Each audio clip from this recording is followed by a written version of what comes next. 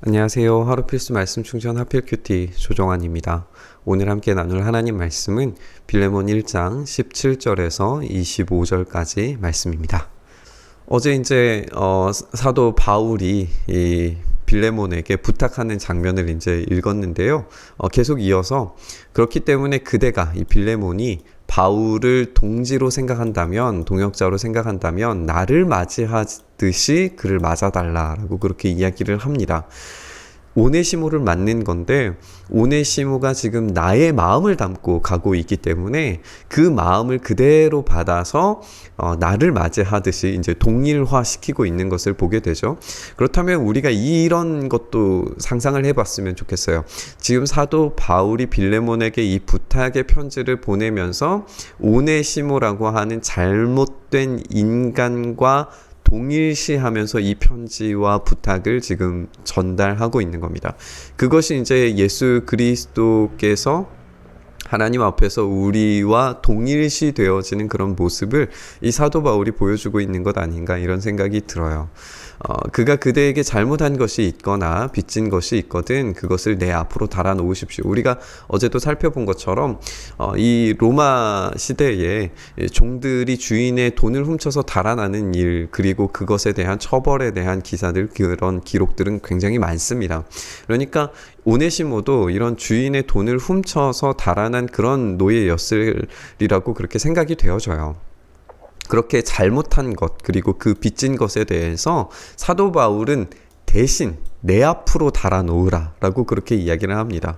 그러니까 지금 사도 바울조차도 이 복음에 대한 실제를 보여주고 있는 것이죠. 예수님께서 우리의 모든 죄가를 대신 담당하신 것처럼 오늘 자신이 이 오네시모라고 하는 자기의 아들이라고 부르는 자기의 제자를 향하여서 자기와 동일시하고 그 잘못된 것을 자기가 대신 갚아주는 그런 모습을 실제적으로 삶으로 보여주는 걸 우리가 보게 되는 거예요.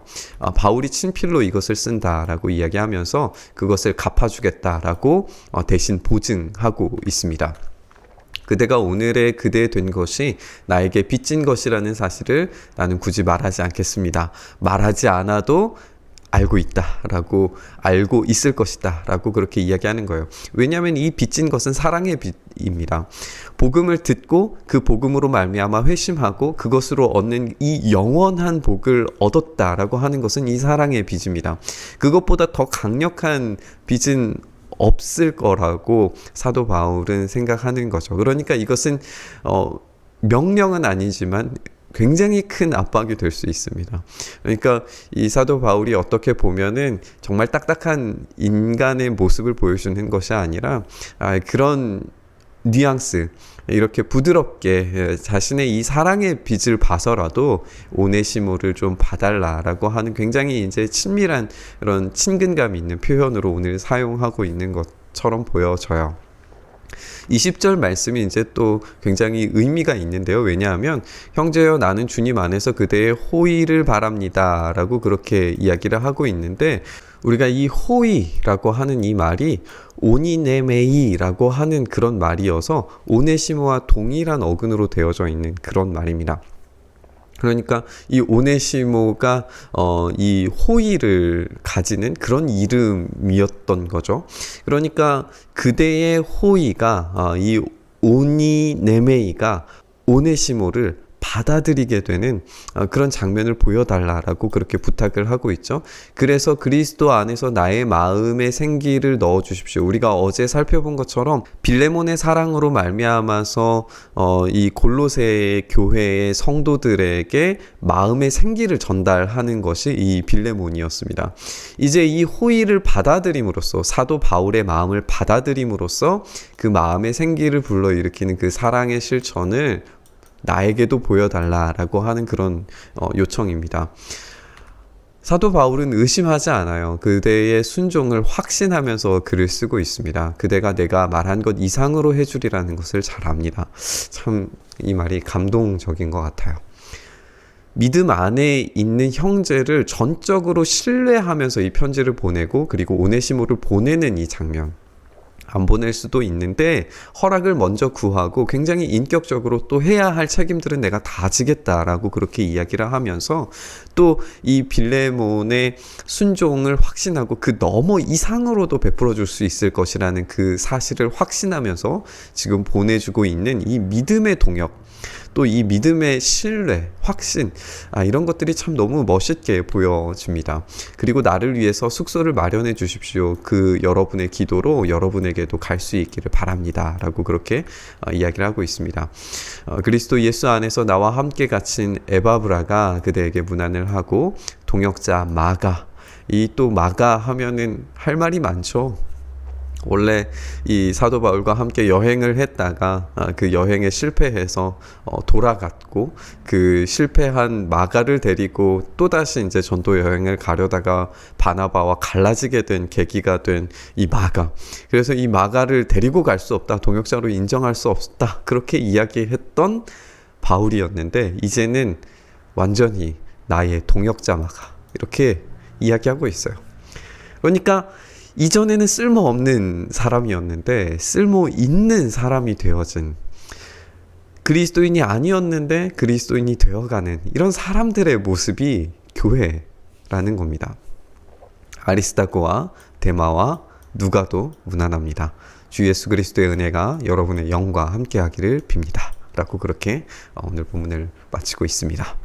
바울은 빌레몬에게 나를 맞이하듯이 라고 그렇게 말하면서 오네시모가 이제는 동료 그리스도인으로서, 동역자로서 그렇게 받아들여지기를 바란다 라고 말하고 있습니다. 그리고 잘못한 것과 빚진 것들도 자신이 대신 갚아주리라고 그렇게 말하죠. 여기에서 우리는 바울이 보여주는 그런 중보자의 그림들을 발견할 수 있었습니다. 빌레몬이 오네시모를 용납하는 과정에서 복음의 실제를 경험하는 것처럼 바울은 빌레몬에게 예수님의 그림자를 보여줍니다. 바울은 마치 자신이 오네시모가 된 것처럼 잘못을 대신 갚아주고 예수님께서 죄인된 우리를 형제로, 친구로 받아들이기를 부끄러워하지 않으셨던 것처럼 자신도 도망자, 도둑, 종인 이 오네시모를 자기와 동일하게 말하고 있는 것을 부끄러워하지 않습니다.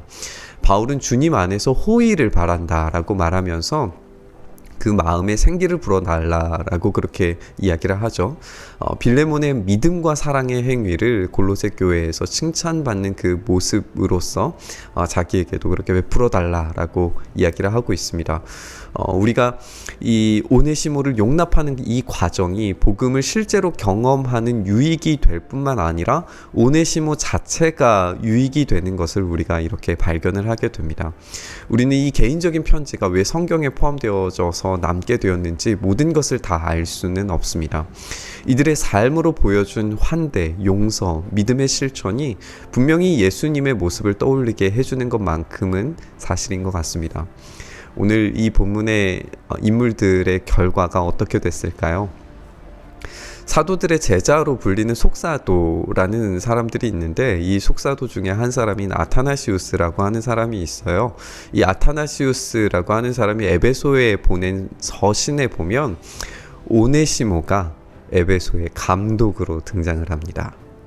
그러니까 에베소를 관리하는 그런 멋진 사역자가 된 거예요. 추측하건대 이 빌레몬은 오네시모를 용납했고 사도 바울이 말한 것처럼 사도 바울이 부탁한 것보다 더 많은 것들로 아마 베풀어 줬을 거예요. 그래서 이 오네시모를 자유인으로 만들고 그리스도 형제로서 바울처럼 받아들여지고 결국에 에베소의 감독이 될 만큼 신실하게 믿음과 사랑의 동역을 해냈다는 것을 우리가 생각해 볼 수 있습니다. 바울이 요청한 마음의 생기가 채워짐을 이들 모두가 경험하고 이 복음의 실제가 경험되었을 겁니다. 참된 변화와 복음의 경험, 그것을 실행하는 용기, 예수 그리스도께서 하신 일이 실제로 적용되고 이루어질 때에 하나님께서 계획하신 그 섭리의 놀라움은 찬란하게 확인됩니다. 모든 것이 합력하여서 선을 이루는 과정을 이들은 실제로 자신들의 삶에서 경험하게 되었을 겁니다. 우리의 삶이 용서받은 오네시모, 용납 하고 채워주는 빌레몬이 되었으면 좋겠습니다. 그래서 예수님이 우리에게 가르치신 그 삶이 실제로 적용되고 살아내어지게 되기를 간절히 소망합니다.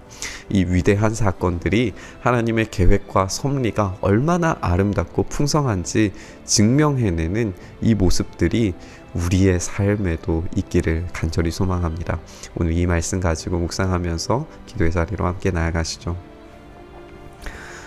주님, 우리가 이 믿음의 실제를 경험하고 이 복음의 찬란함을, 이 영광스러움을, 이 참된 사랑과 용납이 우리의 교회에도 우리의 삶에도 경험될 수 있게 하여 주시옵소서.